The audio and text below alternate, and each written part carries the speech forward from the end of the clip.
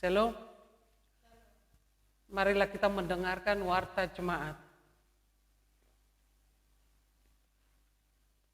Warta Jemaat Minggu tanggal 5 Juni 2022. Shalom. Pertama, puji syukur kita panjatkan kepada Tuhan kita Yesus Kristus atas segala kasih dan anugerah-Nya yang senantiasa menyertai kehidupan kita masing-masing. Sehingga dalam kesempatan ini kita masih dapat beribadah di tempat ini. 2. Nama minggu kita pada saat ini adalah Minggu Pentakosta, yang artinya peringatan turunnya Roh Kudus. Topik firman Tuhan yang akan kita dengarkan nanti adalah hidup dalam Roh. 3. Keuangan. Persembahan kita pada minggu yang lalu, tanggal 29 Mei 2022, persembahan kantong pertama 145.000, kantong kedua 145.000, kantong ketiga 210.000. Diterima persembahan bulanan dari keluarga Situa P. Pulungan 150.000. Diterima persembahan bulanan dari keluarga A. Simatupang 150.000. Diterima persembahan bulanan dari keluarga K. Sambali 150.000. Diterima persembahan dari Opung Oki 100.000. Jumlah keseluruhan Rp1.050.000. Kiranya Tuhan Yesus yang memberkati persembahan tersebut demi kemuliaan nama-Nya. Amin.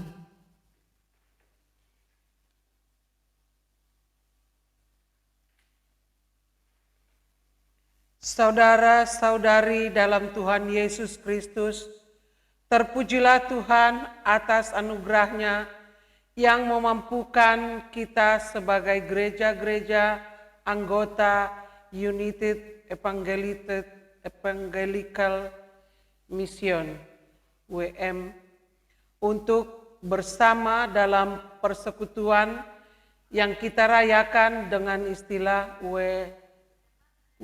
UM Sunday, dan sekaligus perayaan Pentakosta yang pertama serta hari pertanian bagi gereja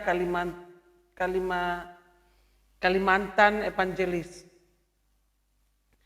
Sesuai dengan salah satu filsafat yang menjadi salam dalam masyarakat Dayak, mengatakan adil katalindo bakuramin ka saruga basengat ka jubata. Arus, arus, arus. Amin, amin, amin.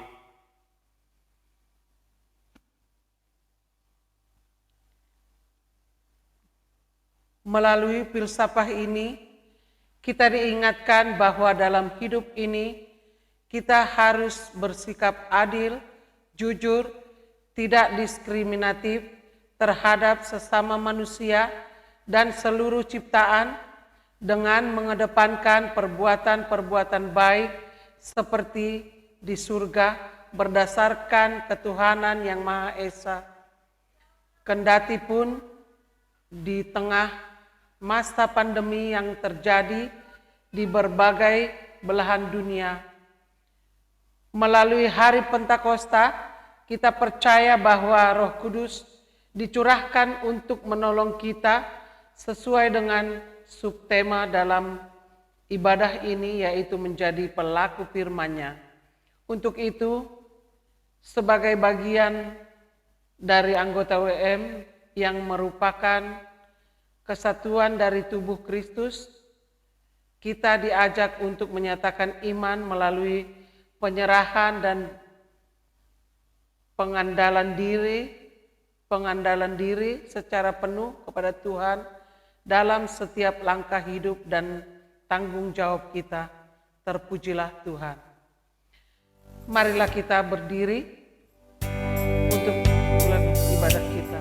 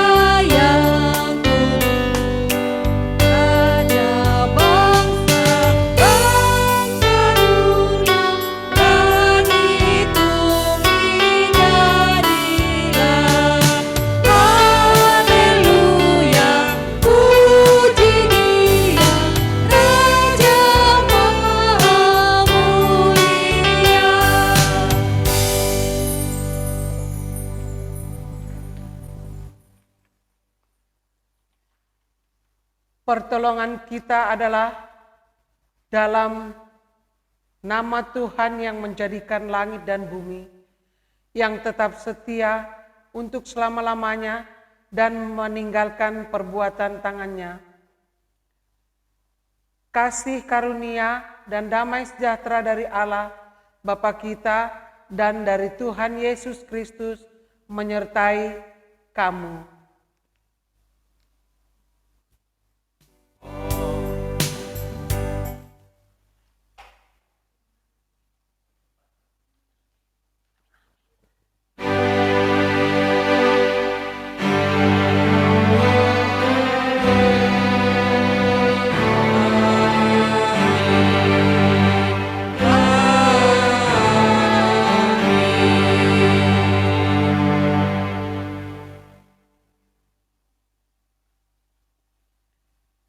Kita bernyanyi dari Kirim Jemaat 241 ayat 1 dan 2. Duduk.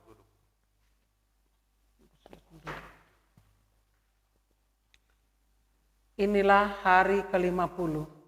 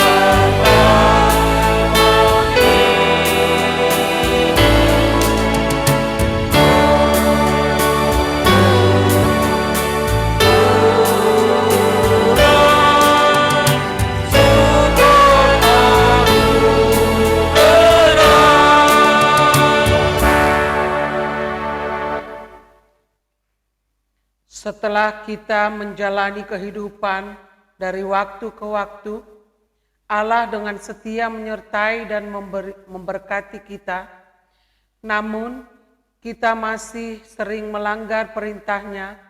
Kini saatnya kita merenung ulang dan menyesali dosa di hadapan Tuhan dalam saat teduh. Bersaat teduh sejenak.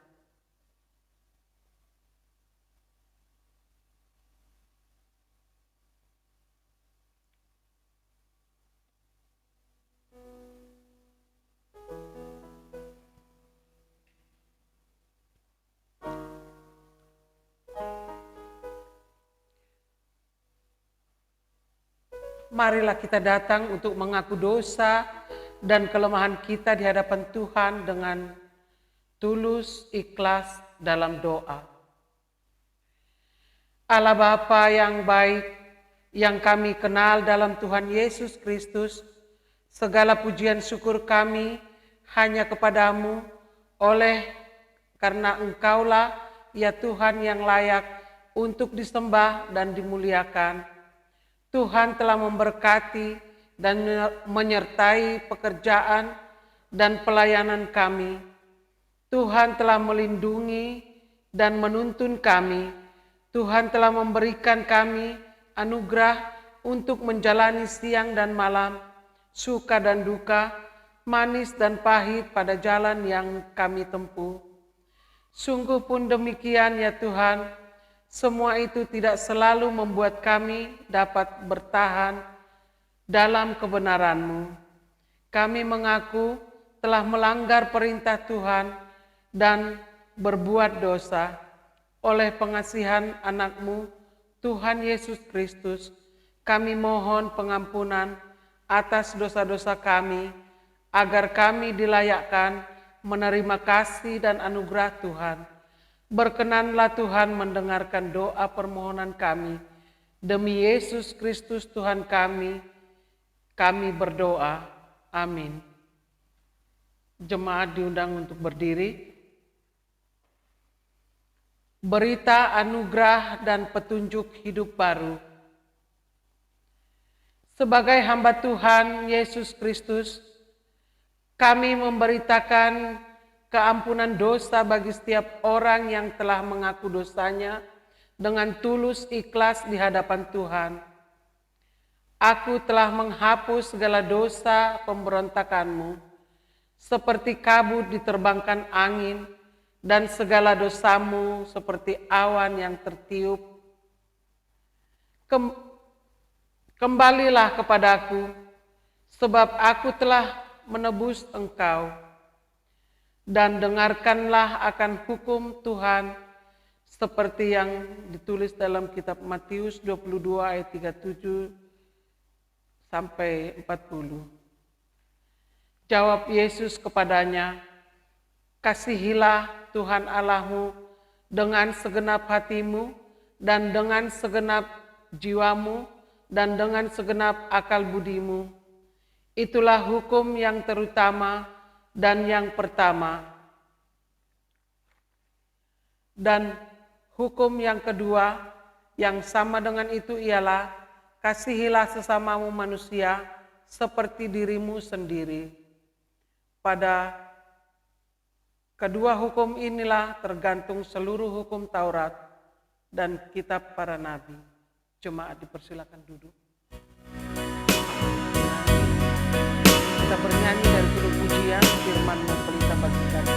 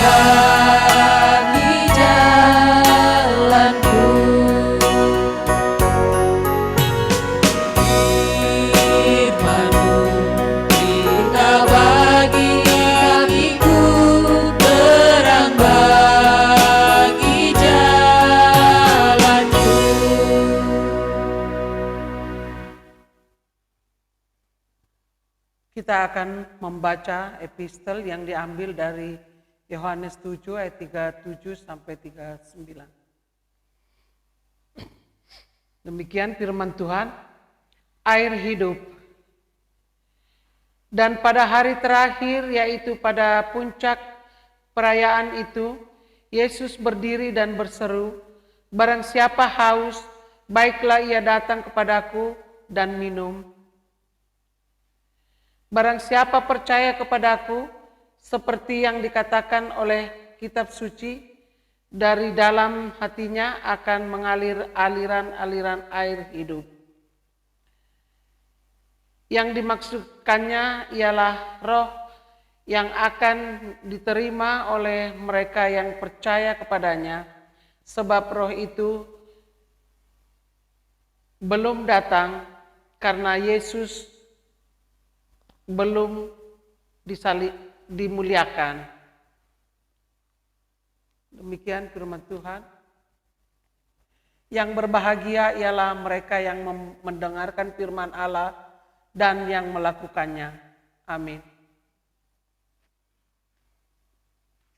Kita kembali bernyanyi dari PKJ nomor 15, "Kusiapkan hatiku Tuhan."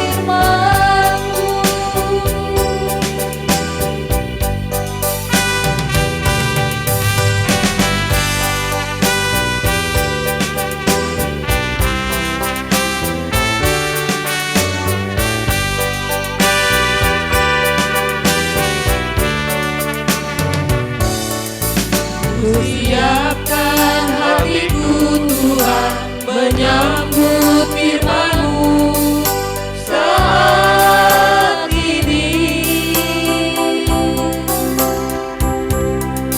Aku sujud menyembah Engkau dalam hadirat-Mu saat ini. Curahkanlah pengurapan-Mu kepada umat-Mu saat ini. Ku siapkan hatiku Tuhan, mendengar firman-Mu.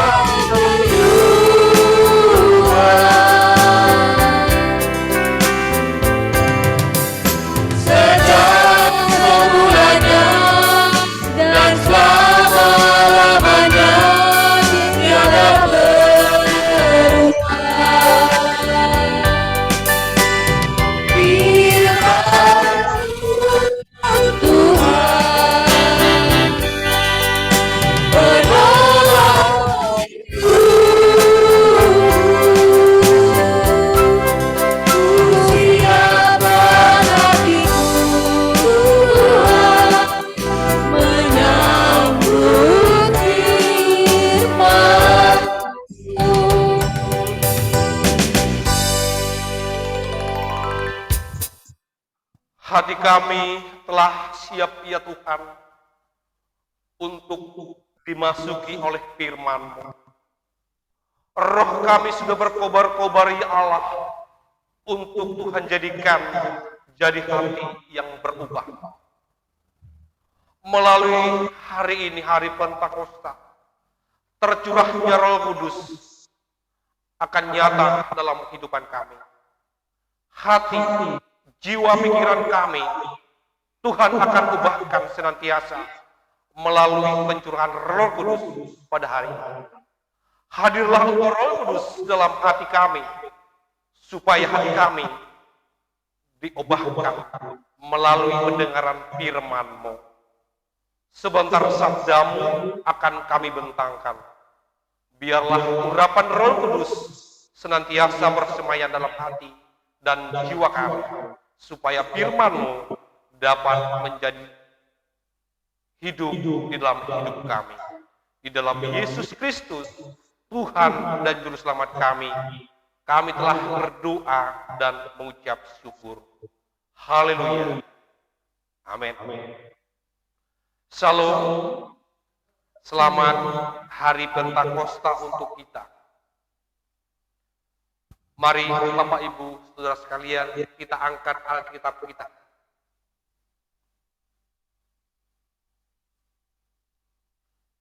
Kita buka Roma pasal 8. Roma pasal 8, kita mulai membaca ayat 8 sampai ayatnya yang ke-11. Saya membacakan, Bapak Ibu Saudara sekalian mendengarkannya.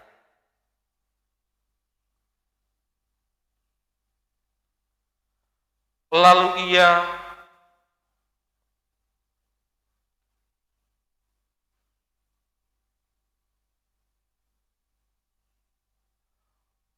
ayat 8, mereka yang hidup dalam daging tidak mungkin berkenan kepada Allah.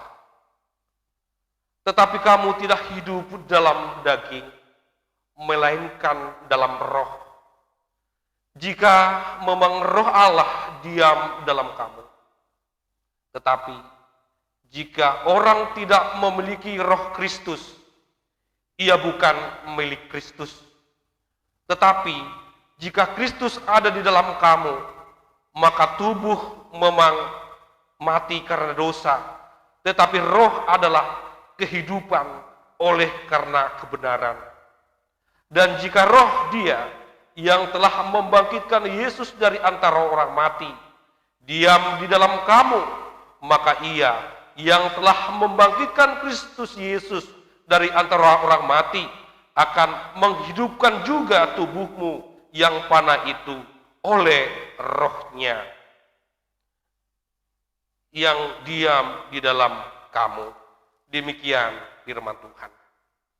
Bapak, Ibu, Saudara sekalian, ada sebuah kisah, yaitu pada suatu masa ada seorang raja di Cina yang merasa bahwa ia sudah tua. Karena sudah tua, ia harus mencari penggantinya. Untuk mencari penggantinya, sang raja memutuskan untuk mengumpulkan semua yang ada di negeri itu, yaitu para pemuda-pemuda, untuk menghadap dia. Sang raja tidak mengambil penggantinya dari kalangan keluarganya atau dari pejabat-pejabat yang ada di istana. Tetapi raja mengambil penggantinya dari pemuda-pemuda yang ada. Sesudah raja mengumpulkan pemuda di negerinya, sang raja berkata, sekarang sudah saatnya aku turun dari singgasanaku. Dan sudah saatnya pula aku memilih raja yang baru untuk menggantikan aku. Aku akan memilih salah satu dari kalian yang akan menjadi raja sebagai penggantiku. Para pemuda kaget mendengar pengumuman itu. Lalu raja berkata, "Hari ini aku akan memberikan sebuah benih kepada setiap orang. Hanya satu benih saja. Tetapi benih ini adalah benih yang sangat istimewa. Aku minta kalian ambil benih ini, kemudian pulanglah ke rumah masing-masing, tanam dan siramilah benih ini, lalu datanglah kepadaku kembali setahun lagi bersama dengan tanaman dari benih yang sudah kuberikan kepadamu. Maka aku akan menilai dengan melihat tanaman yang kalian bawa, dan aku akan memutuskan siapa yang akan menjadi raja sebagai penggantiku." Di antara orang-orang yang dipanggil di istana tersebut, ada seorang pemuda yang bernama Ling. Ia pun mendapat sebuah benih seperti yang lain. Setelah Ling pulang ke rumah, dia menceritakan apa yang dialami di istana kepada ibunya. Ibunya memberikan sebuah pot dan sudah diisi dengan tanah. Ling pun menanam benihnya dengan hati-hati dan meletakkan pot itu yang bisa disinari oleh sinar matahari pagi. Setiap hari Ling menyirami tanamannya dan memastikan apakah benihnya tumbuh atau tidak. Setelah sekitar 3 minggu berlalu, pemuda lain yang tinggal dekat dengan rumah Ling mulai menceritakan bagaimana benih mereka tumbuh dan berkembang. Setiap kali Ling mendengar cerita mereka, Ling langsung pulang ke rumah dan mengecek tanamannya. Tetapi Ling tidak melihat perkembangan apapun dari pot miliknya. Minggu berganti minggu. Akan tetapi tidak ada perubahan apapun. Sementara itu, teman-temannya dengan penuh kebanggaan senantiasa membahas perkembangan bunga-bunga tanaman milik mereka. Ling diam 1000 bahasa, karena tidak ada apapun yang dapat dibahas tentang tanaman miliknya. Dia hanya memiliki sebuah pot yang diisi dengan tanah. Hanya itu saja. Dia mulai beranggapan bahwa dirinya telah gagal. Akhirnya 6 bulan berlalu. Di pot miliknya Ling tidak tumbuh apapun. Ling meyakini bahwa benih sudah busuk. Saat benih-benih milik pemuda yang lain sudah berbunga atau bahkan sudah menjadi pohon, dia hanya mempunyai sebuah pot kosong. Akhirnya 1 tahun genap berlalu, dan semua pemuda-pemuda negeri itu membawa tanaman yang telah mereka tanam ke depan hadapan raja. Ling berkata kepada ibunya bahwa dia tidak akan membawa pot kosong itu ke hadapan raja. Akan tetapi, ibunya memberikan nasihat agar Ling tetap membawa potnya dan dia harus bertindak jujur di hadapan raja. Dan akhirnya, Ling memberanikan diri membawa pot kosong itu ke istana. Membawa pot kosong itu ke hadapan raja. Sampai di istana, ia terperangah ketika melihat berbagai jenis tanaman yang di bawah pemuda-pemuda lain. Semuanya berwarna-warni, indah, dan warna dan wanginya yang sangat semerbak. Pemuda-pemuda lain menceritakan bagaimana mereka menumbuhkan benihnya sehingga menjadi suatu benih yang begitu indah. Mereka juga menertawakan Ling ketika melihat potnya yang kosong, tidak tumbuh apa-apa. Beberapa orang merasa sedih melihat kondisi Ling dan mereka mulai merangkul Ling secara dan juga berkata, "Biarkanlah, jangan kau risaukan. Kamu telah melakukan yang harus kamu lakukan."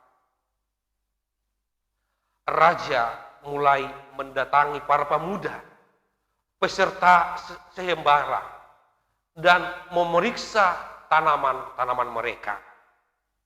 Pada saat bersamaan, Ling berusaha untuk bersembunyi. Lalu raja berkata, "Alangkah besarnya pemohonan dan bunga-bunga kalian yang kalian pelihara ini.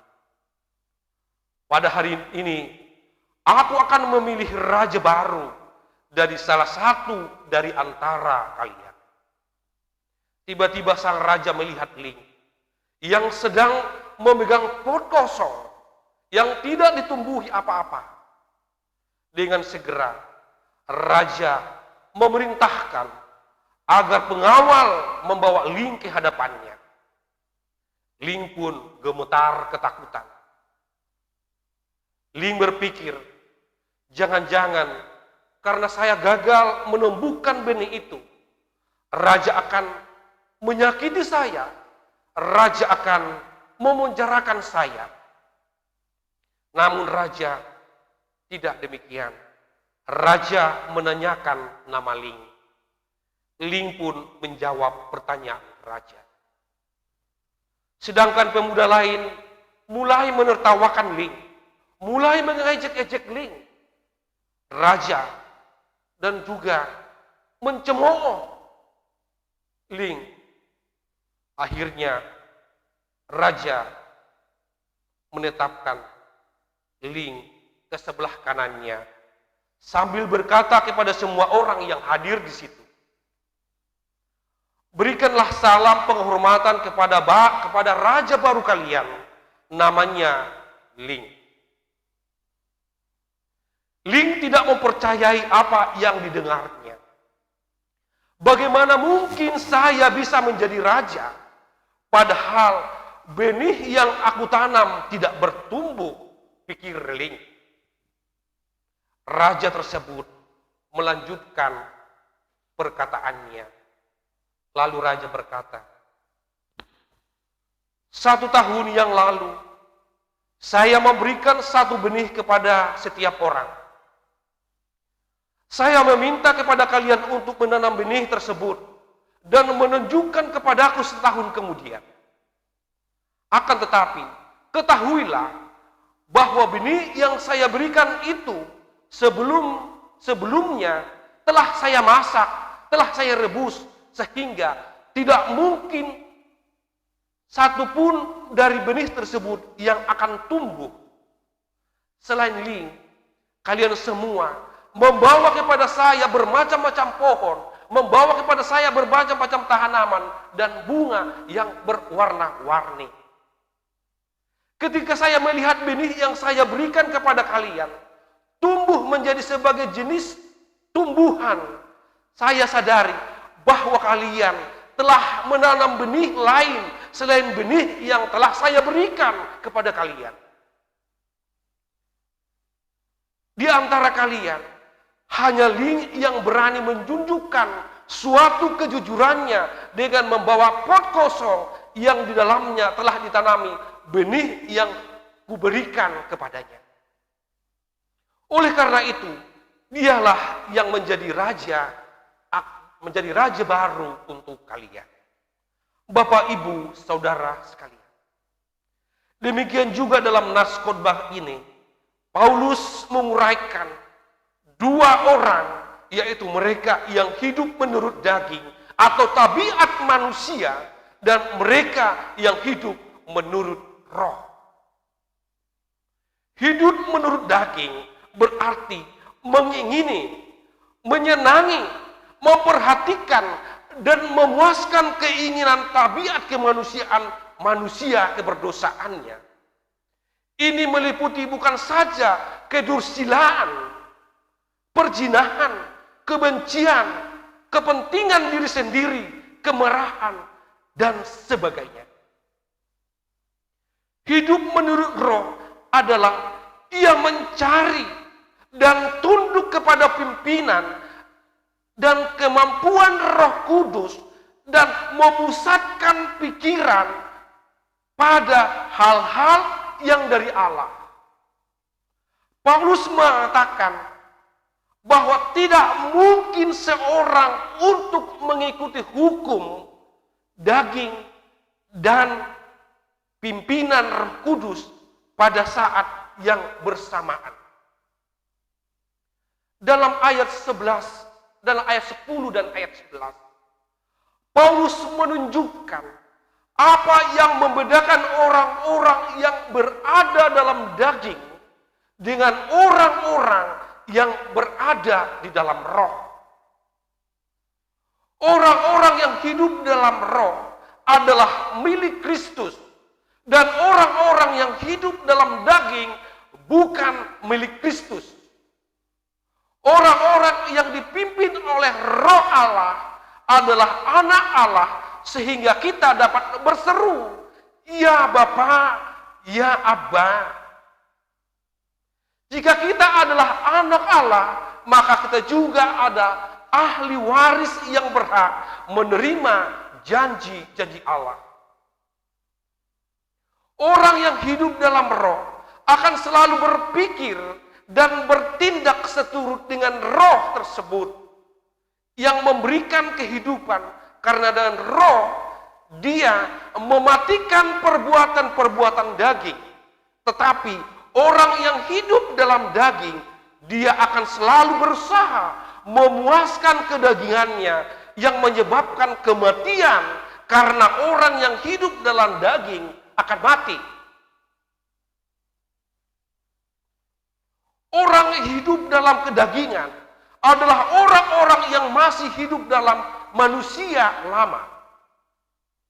Sedangkan orang-orang yang hidup dalam roh adalah orang-orang yang sudah menanggalkan manusia lamanya dan hidup dalam manusia yang baru.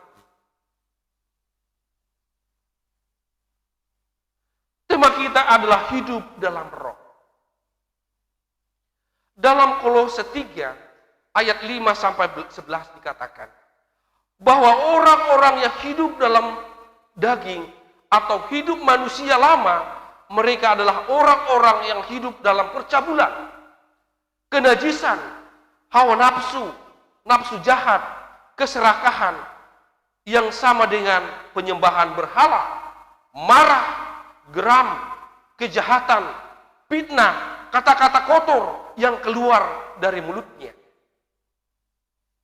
Orang-orang yang hidup dalam roh atau orang-orang yang hidup dalam manusia baru adalah orang-orang yang hidup dalam belas kasihan, kemurahan, kerelaan hati, kelemah lembutan, dan kesabaran.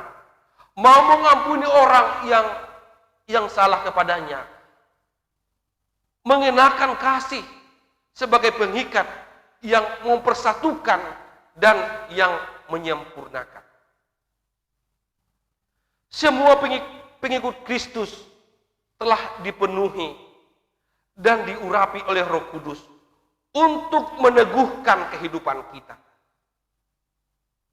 Roh yang berdiam dalam diri kita akan menolong dan terbentuknya buah roh, yaitu sifat Kristus dalam kehidupan kita. Pengurapan Roh Kudus akan memampukan untuk melakukan lebih dari apa yang kita telah lakukan. Ia juga memampukan kita untuk menyampaikan firman Allah meski ada tantangan, memberikan hikmat dalam berkata-kata tentang Injil sehingga kita bisa bersaksi tentang Injil. Oleh sebab itu, sebagai orang beriman di hari Pentakosta ini, hendaklah kita mampu keluar dari manusia lama kita dengan mengalahkan semua kuasa daging dan hiduplah dengan dipimpin oleh Roh Kudus, dengan hidup seturut dengan kehendak Tuhan. Karena hanya dengan kuasa Roh Kudus kita mampu mengubah hidup kita menjadi hidup yang seturut dengan kehendak Tuhan. Hiduplah oleh Roh supaya kita tidak menuruti keinginan daging. Kita memiliki dua pilihan untuk hidup setiap hari, yaitu untuk hidup di dalam Roh atau di luar Roh Kudus. Jika kita hidup dipimpin oleh Roh, maka kita akan mengalahkan kedagingan kita. Namun sebaliknya, jika kita hidup di luar Roh Kudus, maka kedagingan kita akan berkuasa atas diri kita. Jadi, selama kita hidup di bumi ini, selama kita hidup di dunia ini, ada dua kuasa yang selalu tarik-menarik.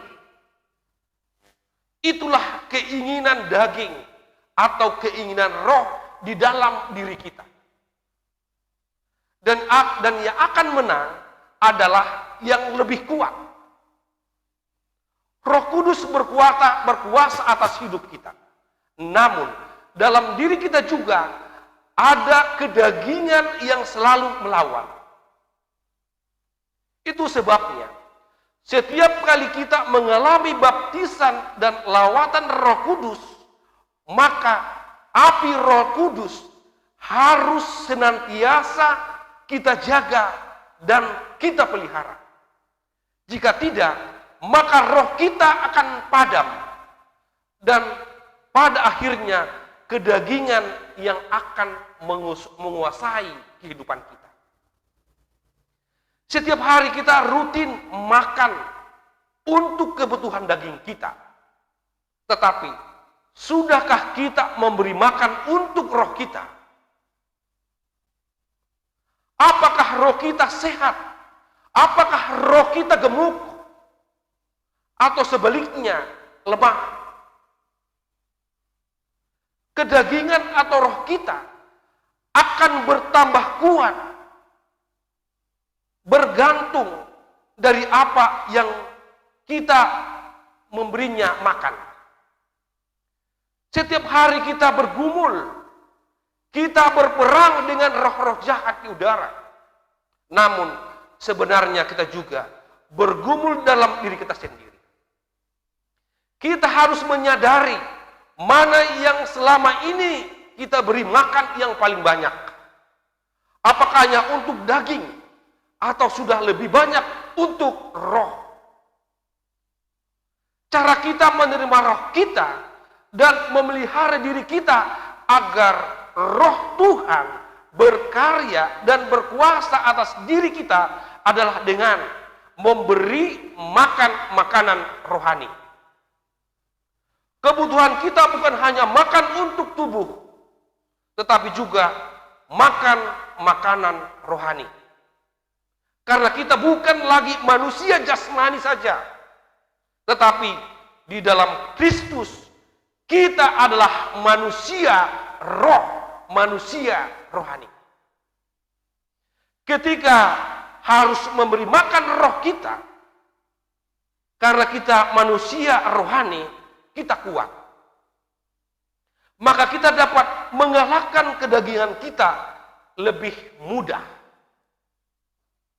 Itu sebabnya jangan lagi fokus bagaimana seharusnya mengalahkan kedagingan dan kebiasaan buruk, tetapi fokuslah untuk memberi makan roh kita setiap hari, supaya roh kita semakin kuat dan menang atas dosa dan kedagingan kita.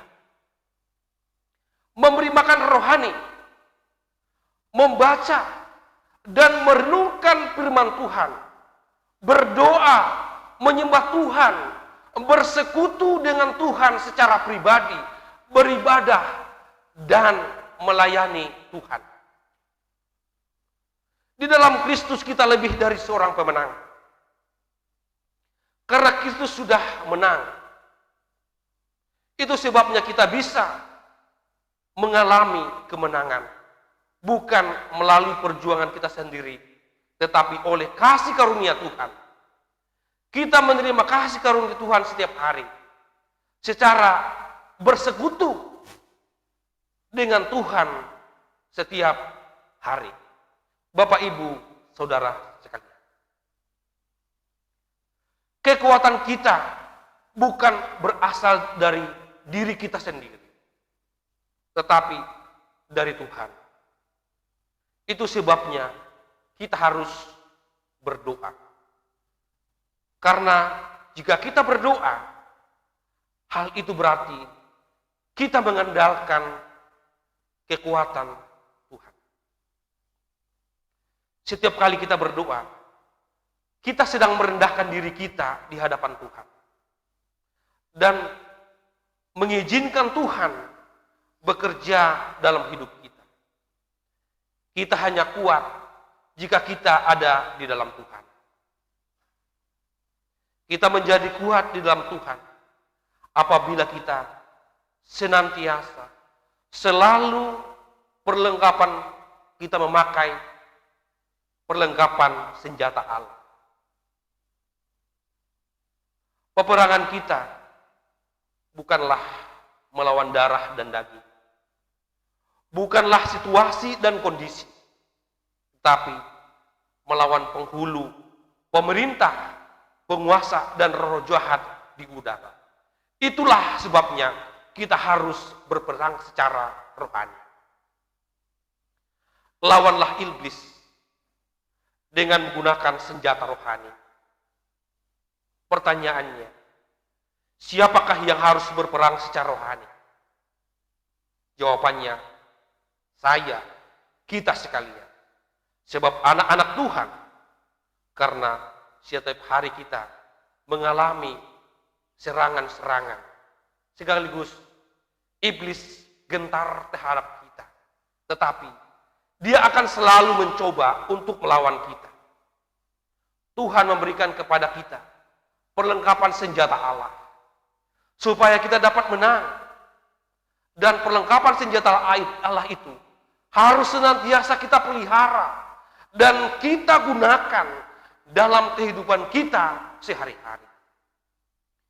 Setiap kali kita membaca firman Tuhan, maka pedang roh kita akan semakin panjang, pedang roh kita akan semakin kuat.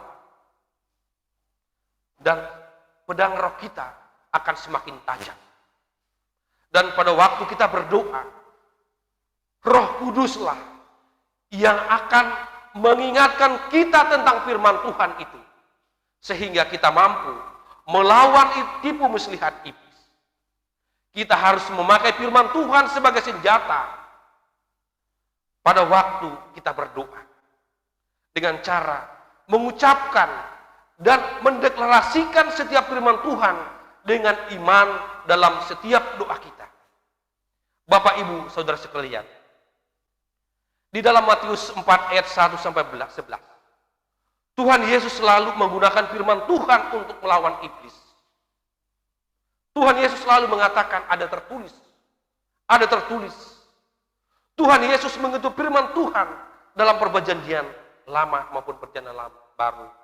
Semua firman itu adalah pedang roh yang menghancurkan tipu muslihat iblis. Setiap kali kita berdoa, firman Tuhan akan keluar dari mulut kita seperti pedang. Waktu kita berdoa dan mendeklarasikan firman Tuhan, maka iman kita akan timbul, sehingga doa kita akan lebih berfokus kepada Tuhan dan bukan masalah-masalah kehidupan kita. Pada waktu kita fokus kepada Tuhan, maka pada saat itulah perspektif rohani kita ditarik naik, sehingga kita akan mulai merasa lebih ringan, bahkan dapat bersukacita sekalipun sedang menghadapi masalah-masalah di dalam kehidupan kita. Saya umpamakan, balon udara akan terbang lebih tinggi ketika bebannya dilepaskan. Hubungan kita dengan Tuhan pun harus semakin hari semakin naik. Supaya naik, maka semua beban dalam hidup kita harus dilepaskan.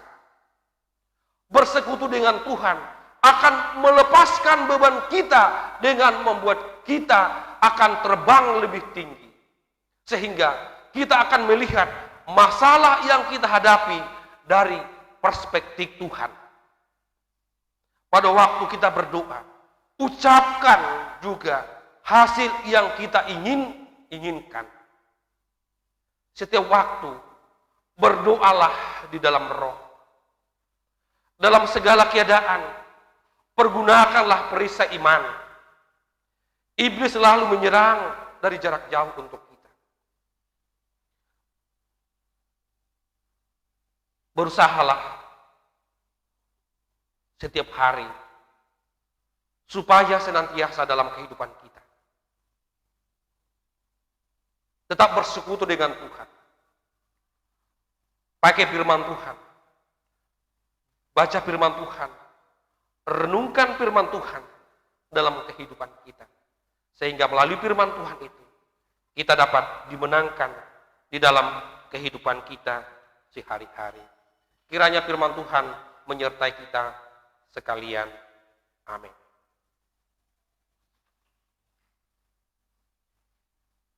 Bapak, Ibu, Saudara sekalian, tibalah kita saatnya untuk kita berdoa saat teduh secara pribadi kepada Tuhan.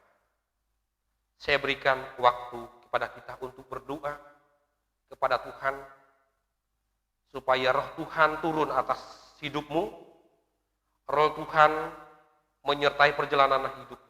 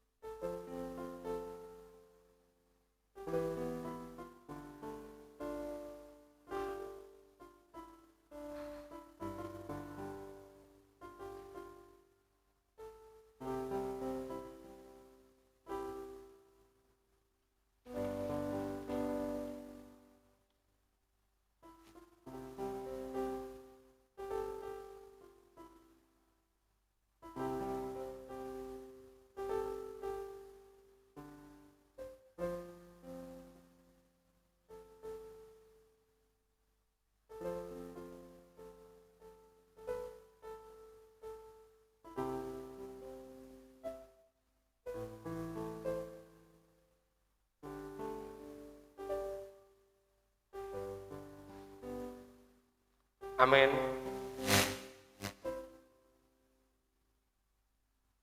Kita bernyanyi dari NKB 102.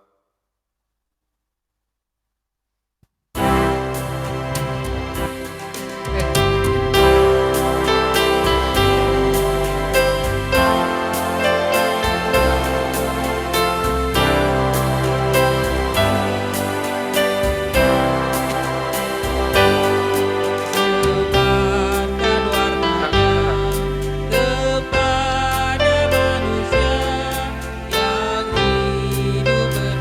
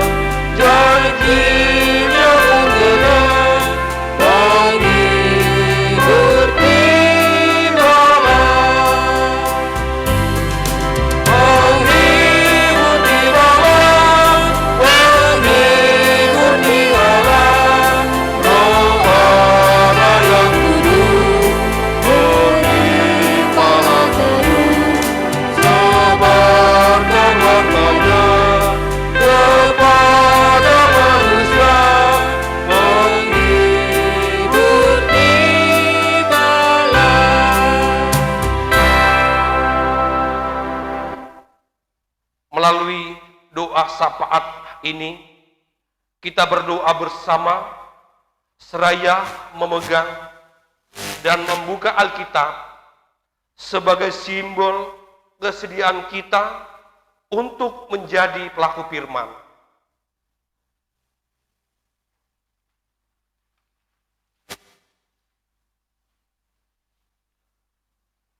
Bapa yang di surga, kami menerima kasih atas berkat dan penyertaan-Mu. Sehingga pada kesempatan ini, kami dapat berkumpul bersama untuk memuliakan nama-Mu. Kami umat-Mu menyadari bahwa kami masih sering berbuat dosa dan berbuat salah. Namun Engkau tetap mengasihi kami seperti Bapa yang mengasihi anaknya. Saat ini, perkenankanlah kami Tuhan untuk menaikkan doa syafaat ini. Ya Tuhan, kami berdoa bagi bangsa dan negara di seluruh dunia di tengah ancaman politik, sosial, ekonomi, dan berpotensi memecah belah, secara khusus bangsa kami Indonesia. Kami berdoa bagi pemerintah-pemerintah kami. Kami mohon Tuhan menolong kami.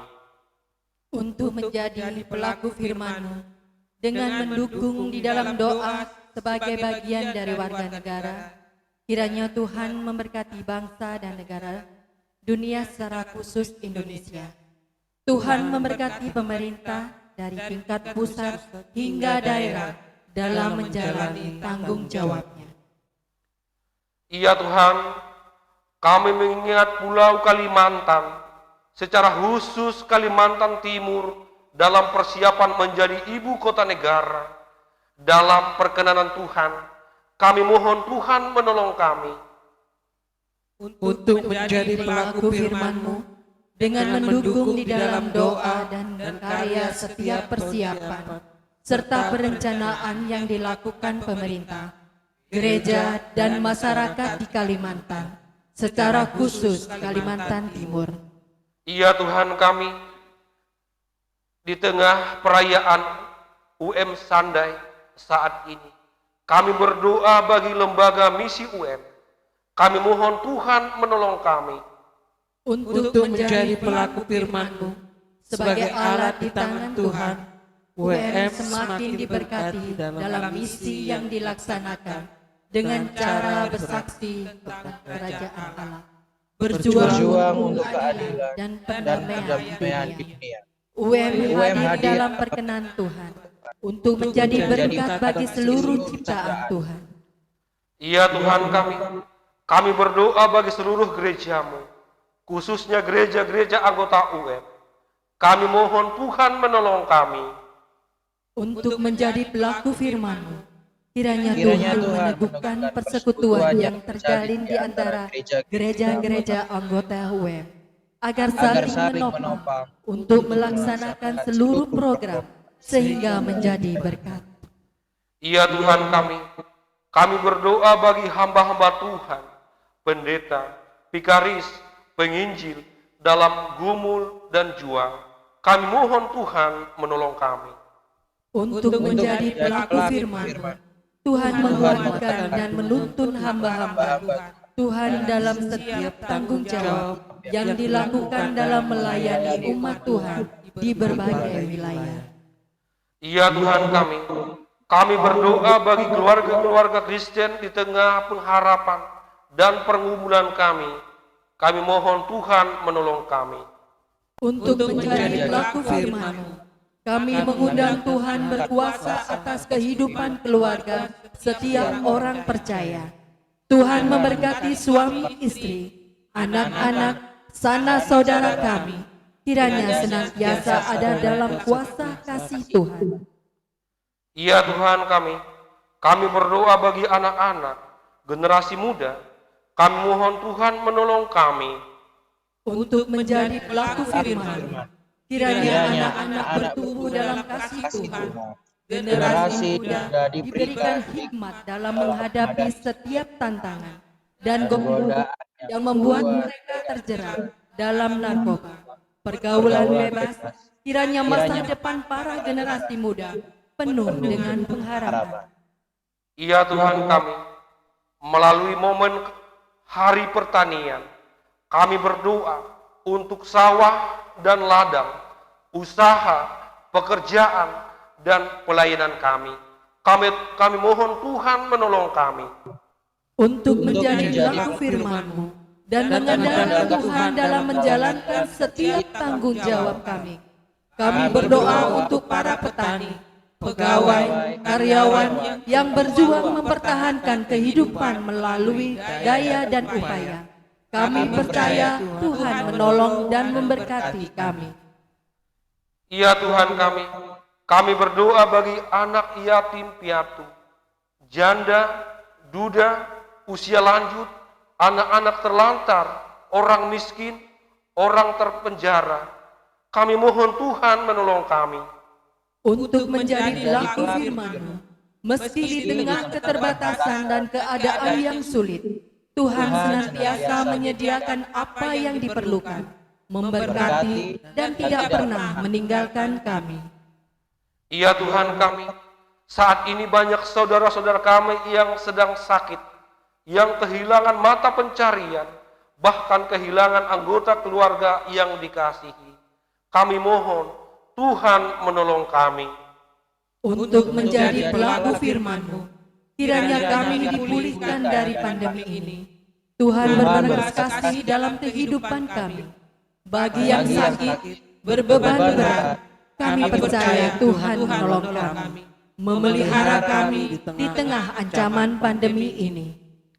Ya Tuhan, kami bersyukur atas pencurahan Roh Kudus yang Tuhan nyatakan dalam hidup kami, yang menghibur dan memimpin kami, serta saat memampukan kami berseru dalam permohonan doa kami.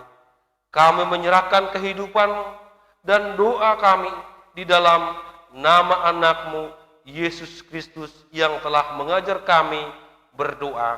Mari kita berdoa secara bersama-sama doa Bapa kami. Bapa kami yang di surga, dikuduskanlah nama-Mu, datanglah kerajaan-Mu, jadilah kehendak-Mu di bumi seperti di surga. Berikanlah kami pada hari ini makanan kami yang secukupnya, dan ampunilah kami akan kesalahan kami, seperti kami juga mengampuni orang yang bersalah kepada kami. Dan janganlah membawa kami ke dalam pencobaan, tetapi lepaskanlah kami daripada yang jahat, karena Engkau yang punya kerajaan dan kekuasaan dan kemuliaan sampai selama-lamanya. Sekarang ada kesempatan bagi kita untuk menyerahkan persembahan syukur kepada Tuhan. Sebagai ucapan syukur atas persekutuan gereja-gereja anggota UM, maka salah satu kantong persembahan diserahkan kepada UM dalam rangka penyelenggaraan dana United Action. Kita naikkan pujian kita dari Kidung Jemaat nomor 381. Sebelum kita bernyanyi, dengarlah dulu pengantar untuk kita memberi persembahan kepada Tuhan. Ketika Tuhan mencium persembahan yang harum itu, berfirmanlah Tuhan dalam hatinya, Aku takkan mengutuk bumi ini lagi karena manusia, sekalipun yang ditimbulkan hatinya adalah jahat dari sejak kecilnya. Dan aku takkan membinasakan lagi segala yang hidup seperti yang telah kulakukan. Selama bumi ini masih ada, takkan berhenti musim, menabur dan menuai, dingin dan panas, kemarau dan hujan, siang dan malam. Mari kita mengumpulkan persembahan kita 1, 2, 3, dan 4. Seraya kita menaikkan pujian kita. 1, 2, dan 3.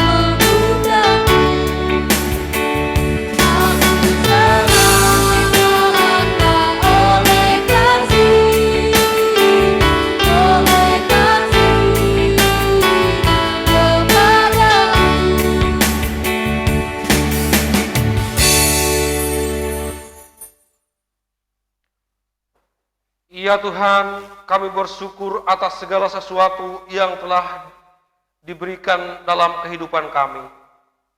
Tuhan senantiasa menyediakan, mencukupkan yang kami perlukan, memberkati setiap pekerjaan sebagai pelayanan yang kami kepada Tuhan.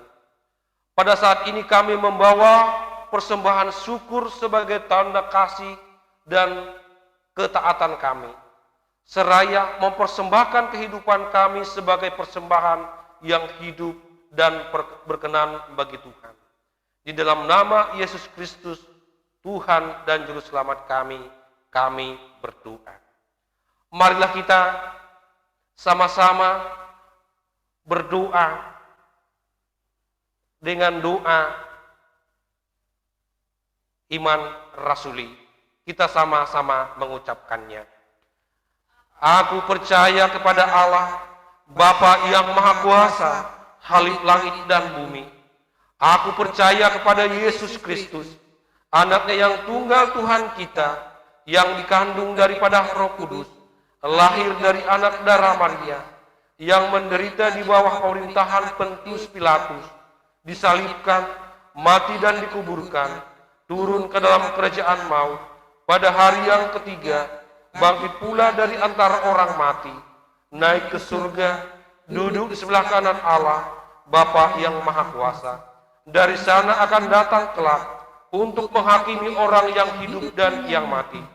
Aku percaya kepada Roh Kudus, adanya gereja yang kudus dan am, persekutuan orang kudus, pengampunan dosa, kebangkitan daging, dan hidup yang kekal. Amin. Pergilah dengan sukacita dan terimalah berkat Tuhan.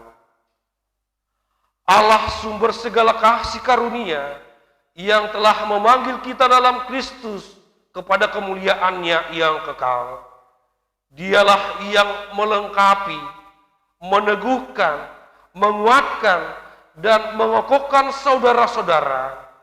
Dialah yang mempunyai kuasa sampai selama-lamanya.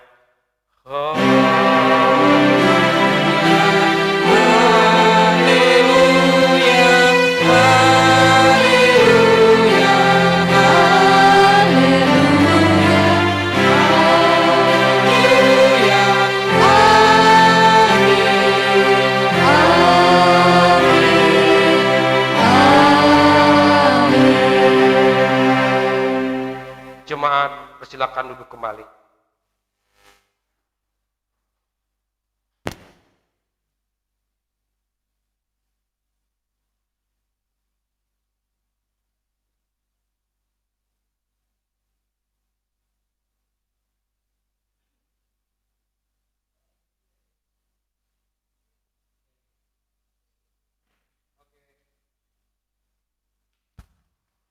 Siap.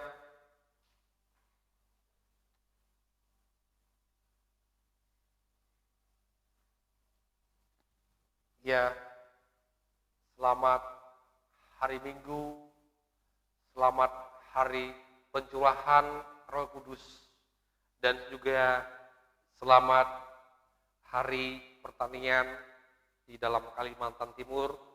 Kita berdoa bergumul supaya Kalimantan Timur senantiasa diberkati Tuhan di dalam mempersiapkan menjadi ibu kota negara kita yang baru. Selamat, salam sehat untuk Bapak Ibu Saudara sekalian yang dari rumah juga yang di tempat ini. Shalom, Tuhan Yesus memberkati kita sekalian. Yang mau menikmati buah-buahan hasil bumi, silakan. Ya, terima kasih. Horas.